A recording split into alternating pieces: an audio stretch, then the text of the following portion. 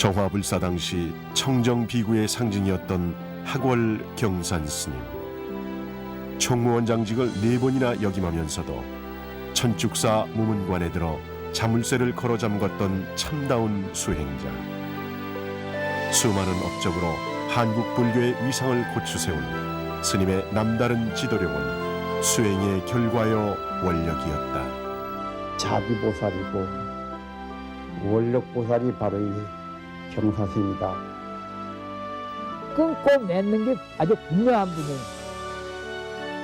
늘 그 포교와 선과 연불이 하나다. 정화의 기수로서 그렇게 활동을 하셨죠. 이 조계종단의 기틀을 세우신 분입니다.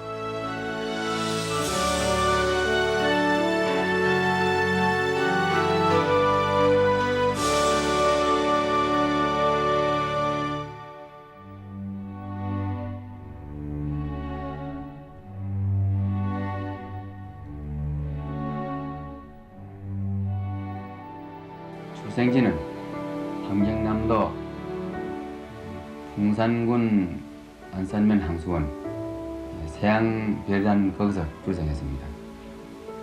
청담스님이나 오랜스님을 찾아가든지 망공스님 찾아가든지 그렇지 않으면 경을 보라 그런 말 합니다. 그래서 내가 망공스님이나 오랜스님은 인간인데 그 인간 말보다도 부처님이 무슨 말씀이냐 그거를 알기 위해서는 경을 봐야 되겠구나 이런 생각이 나와서 유전자에 관계입니다.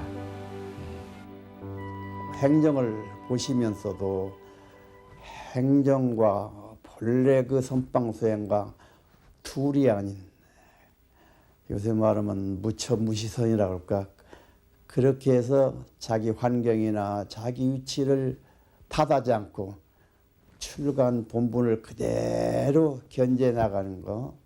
그 세계 불교도 회의 같은 국제회의 같은 거 있을 때도 종단 대표로 나가시면은 어디에 어느 곳에 어느 때든 시간이 되면은 꼭 예불 빠지지 않으셨고 심지어는 비행기 안에서도 부처님을 향해서 마음으로 예불할 정도의 그렇게 철저한 수행자였었습니다.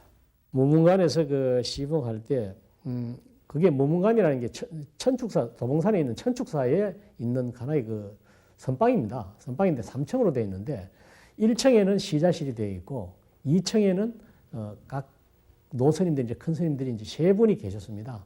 그 다음에 3층에는 대중선방이 있었습니다. 대중스님이 수행을 하고 있는데 2층에 어떻게 하냐면은 밖에서 문을 걸어 잠굽니다. 그래서 밖에서 열어주지 않은 하는 스님이 나와서 이렇게 활동을 못 하십니다. 그래서 늘 그 혼자 이제 참선을 하시면서 그 2층 방에서 각 큰 스님들 방에서 공부를 하시고 시자들은 밑에서 이제 시봉을 하는데 예를 들어서 공양 시간 되면은 아침 이제 6시가 되면은 공양 시간이 되는데 그때 이제 공양을 갖다 드리는데 1층에서 2층으로 요만한 구멍이 뚫혀 있습니다. 사각으로 구멍이 이렇게 뚫혀 있어가지고 공양을 갖다 드리고 또 아프실 때 필요하실 때 뭐 소화제라든지 약이라든지 그런 거 올려드리고 또 스님이 필요하신 그 물건 뭐 이렇게 그 말씀을 하시면은 그 구멍으로 말씀하시면 또 저희들이 또 갖다 드리고 이렇게 했습니다.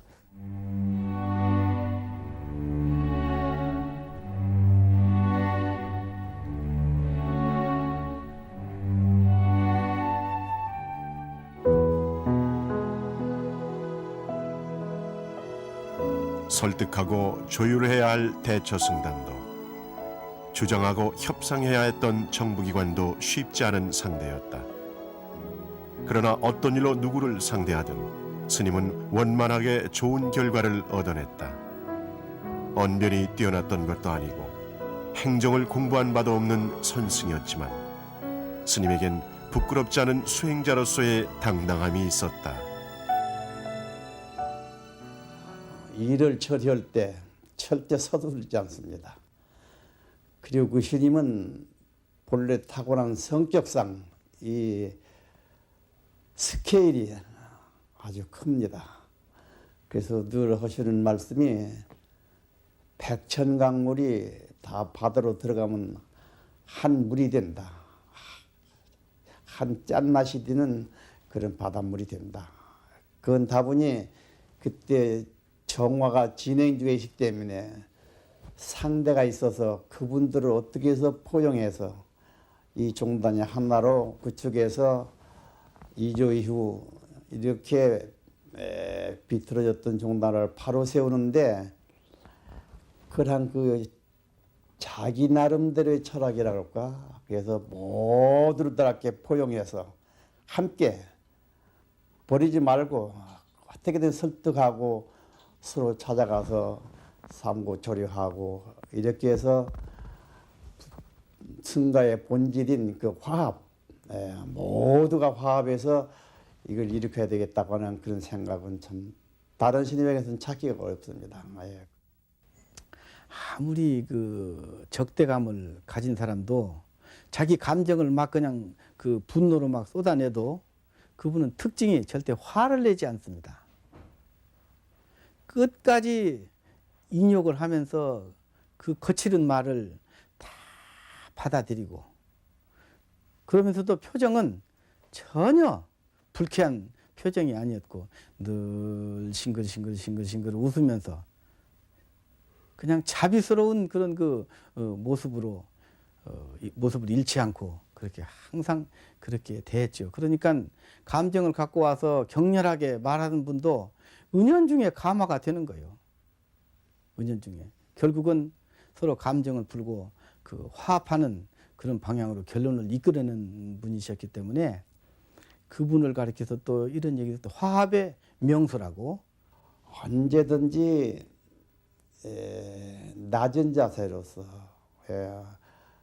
자기가 그렇게 연세도 많고 수행 경력도 많고 그때 종단의 행정기관에서 아주 그 종정신 밑에 제2인자로서 계시면서도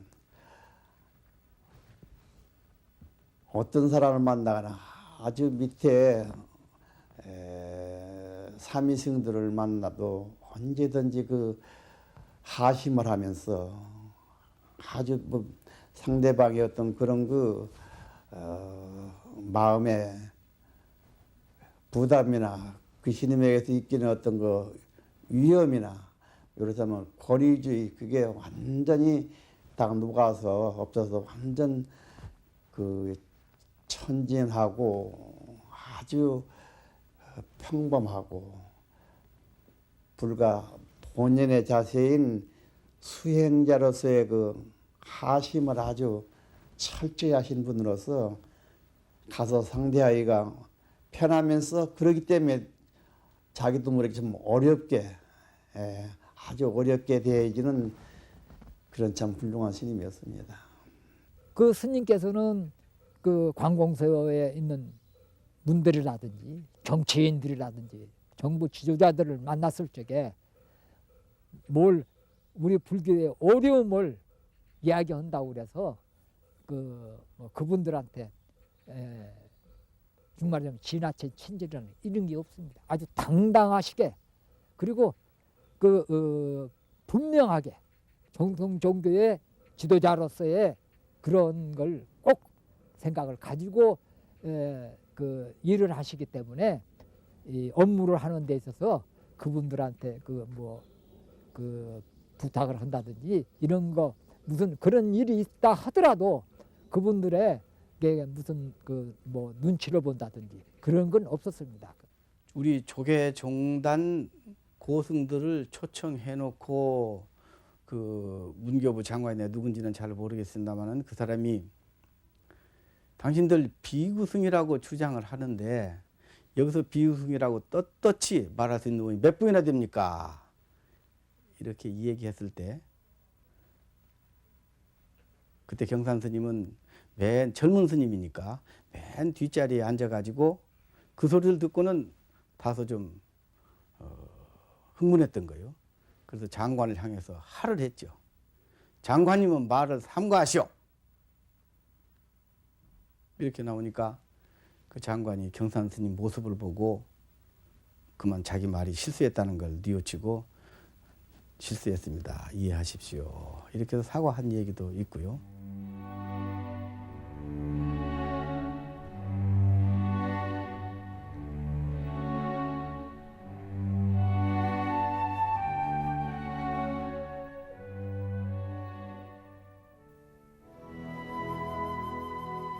스케일이 크고 미래지향적이었던 경산 스님은 한국 불교의 위상을 높이고 불국토를 이루는 데 초석이 될 만한 근본적인 일들에 심혈을 기울였다. 도제 양성과 역경 사업 그리고 포교 사업은 종단의 중점 사업이기도 했지만 스님이 공들여 이루어낸 3대 불사였다. 송경산 스님께서는 1962년에 이제 정화로부터 한 10여 년 동안 이제 아주 혼란기를 겪었는데, 그랬을 적에 이제 동국대학교를 맡으셨거든요.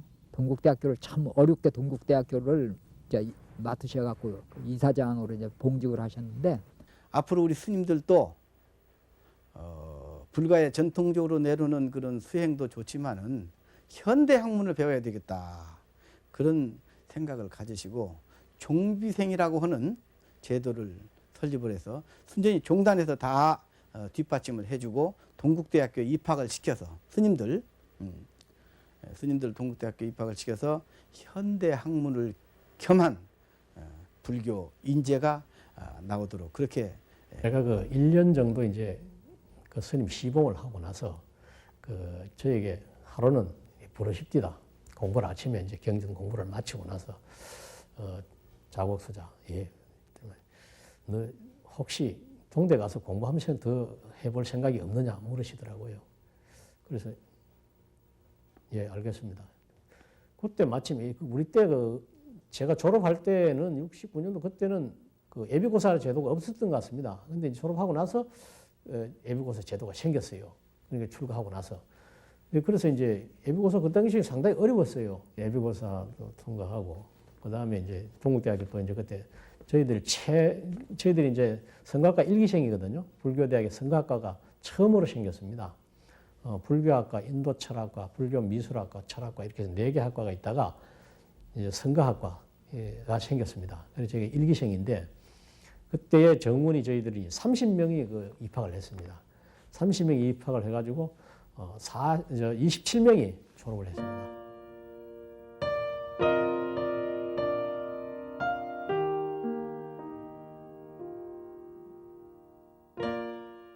역경 사업이 진행 중에 있었는데 그건 이제 총무원의 본문과는 좀 다르고 하나의 역경은 행정적으로 우리가 지원해야 될 그런 그 입장으로서의 그 총무원장이 그 앞장서야 될 일이었습니다. 그래서 이제 운호 스님이 주체가 되고 동국대학교가 발판이 되고 우리가 밀고 정부가 이제 이게 또 후원하고 그래서 그걸 했는데 거기에다 아주 적극적으로 그 스님께서 추진하고 안 되면 가서 또 찾아가서 그 일을 타개하고 그래서 음으로 양으로 그분이 그 역경 사업에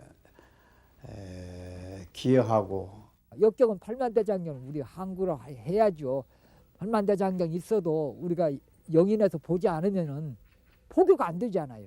그러니까 동국대학교 역경을 만드는데 이제 중심을 이제 생각을 가지시고 운어 큰 스님 아주 훌륭한 분이시죠. 이운어 스님을 역경원 원장으로 모시고 이제 역경원을 만드는 그런 이제 그 작업을 이제 하시게 되는 거죠.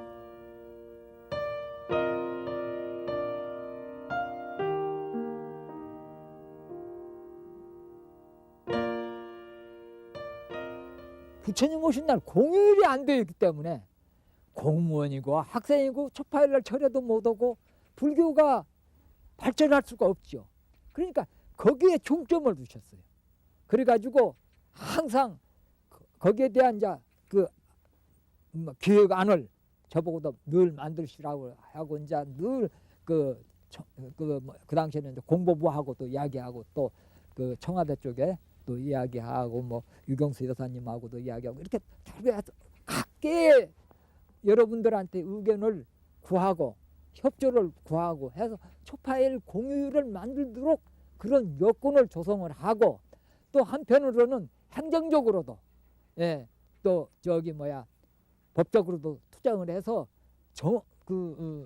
권리를 찾도록 1975년도에 그 4월 초파일을 공휴일로 제정하는 데 있어서 굉장히 큰 역할을 하셨어요.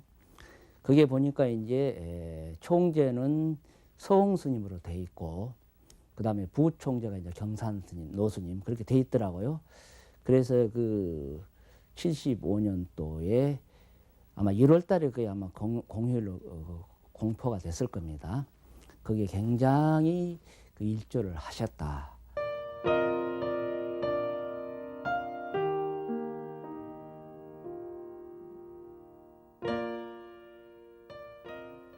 여러 가지 포교 사업을 많이 그 독려를 하셨지만은 그 대표적인 게 군승제도 설립입니다.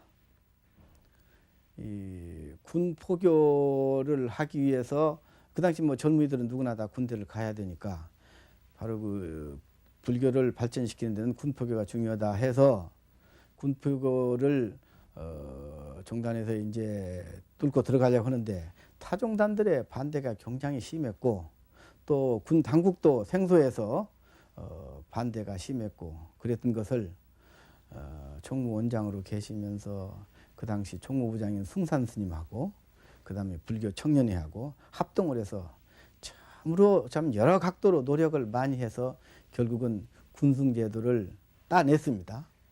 그때 이제 처음으로 일기생이 이제 저 장충식 법사님이라든지 해서 5명이 들어갔습니다. 그 5명이 처음 인관을 해가지고 저희들이 들어갈 때는 군법사로 들어갈 때는 11기생 군법사 11기생입니다. 저희들이. 그 당시 이제 그 선방에 있었는데 불교 스님이 갑자기 오라 그래서 왔는데 군대를 가라는 거요. 그래서 군대를 제가 왜 갑니까? 나 군대도 다 해결된 사람인데. 그랬더니 군포교를 해야 된다. 그래서 서로들 안 가려고 그러니 내 상자도 하나 내놔야 된다. 그래서 대학 나온 사람이 별로 그 당시 없었기 때문에 내가 이제 나이 30에 군대에 뽑혀서 군포교로 임관을 해서 들어온 거지요. 포기할 수 있는 젊은이들이 집단적으로 모였는데 거기밖에 없지 않습니까? 학교라든지 또는 그 군대가 가장 좋은 그런 사회거든요. 명령과 복종의 사회니까 뭐 위에서 그냥 너 일로 법당에 나와 하면은 끌려 나와서라도 부처님 말씀을 한 말씀이라도 들으면은 그만큼 불교와 인연을 맺게 되니까. 예. 그래서 23년 동안 저는 뭐 수계를 갖다가 한 8만 명 정도 했던 것 같습니다. 우리 스님의 그 말씀은 포교라는 것이 별다른 게 아니다. 선과 포교가 같은 내용이다.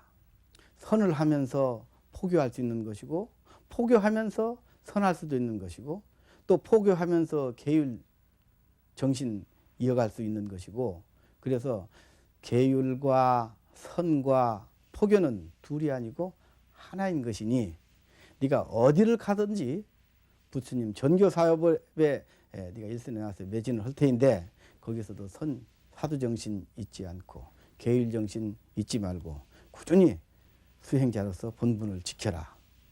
그러면 네가 그 중된 목표가 바로 거기 달성되지 않겠느냐. 그래서 그럼 군포교 하겠습니다. 그리고 군대에 들어왔습니다.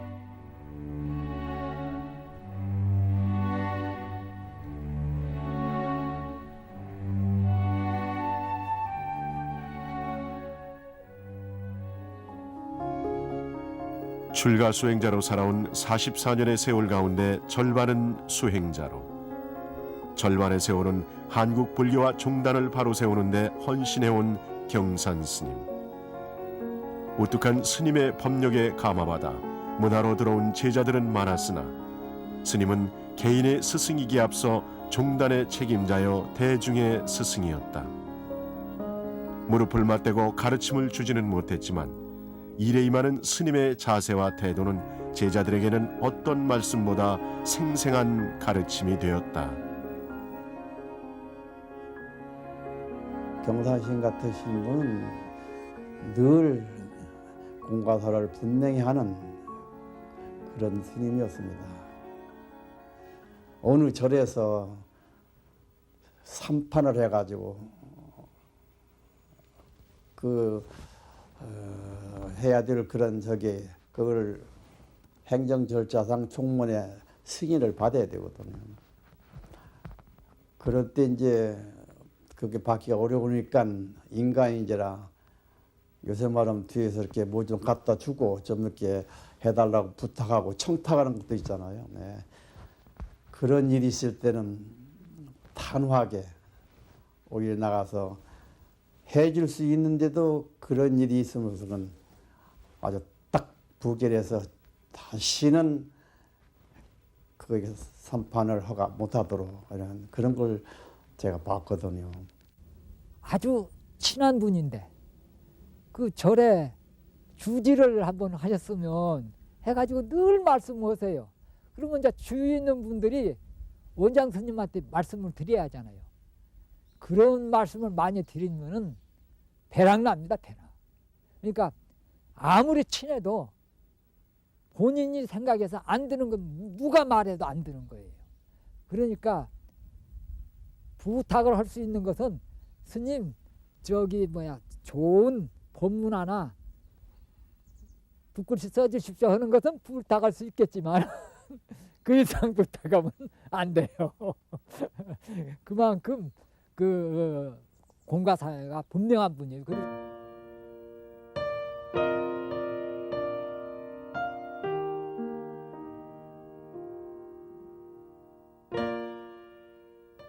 이 스님께서는 당신은 선사이시면서도 상자들한테는 굳이 선을 갖다 강요하지는 않으셨습니다. 선과 교가 다 같이 중요하다고 말씀하시면서 먼저 그 교학부터 배우고 그 다음에 참선으로 들어가거라 그렇게 말씀하셨어요. 그래서 사교 입선이라는 말씀을 많이 하셨는데 우리 선방에서 흔히 그 사교 입선이라고 이야기를 하면은 모든 것을 갖다가 처음부터 교학을 부처님 말씀을 배우지 않고 막바로 참선으로 들어가야 된다라고 생각하시는데 그것은 잘못된 생각이라고 말씀을 하셨습니다.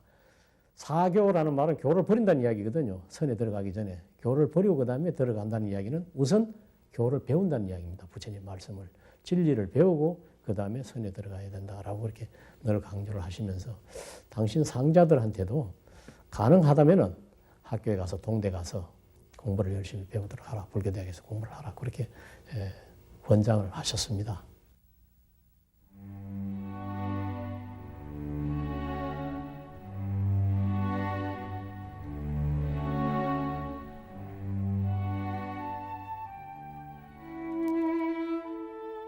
아직도 할 일이 많은데 네 번째로 총무원장직을 수행하던 중 스님은 호련히 이생의 인연을 놓으셨다. 한국 불교사의 길이 남을 업적과 그리움을 남기고 호롤탈탈 열반에 드셨다. 우리 스님 자체가 그런 애틋한 그런 분이 아니셨기 때문에 아주 그 상당히 차가우신 분이었어요. 상자한테는. 그렇기 때문에 뭐 애틋한 정 갖고 뭐 거래된 적이 없고 그냥 그분의 행 자체가 훌륭하기 때문에 우리가 그리워하고 사모하는 거죠. 고향 생각나서 냉면을 드시는데 냉면집 가시면 다 미리 저희가 빼내요.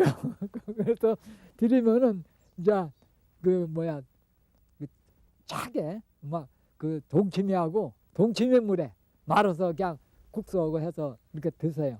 그 모습이 지금도 아주 훤해요 마음속에 그려지고. 예. 그래서 이 겨울이 되면은 특히 스님이 많이 그립습니다. 예. 제가 좀 더 일찍 출가를 했더라면은 강원에도 가고 그 다음에 선방에도 좀 있어보고 그 다음에 이제 군법사로 갔으면 좋았을 텐데 이제 나이 많아서 이제 출가를 해가지고 그런 기회가 없었던 점이 참 아쉽고요. 가끔 원사 스님 이렇게 생각하면은 눈물이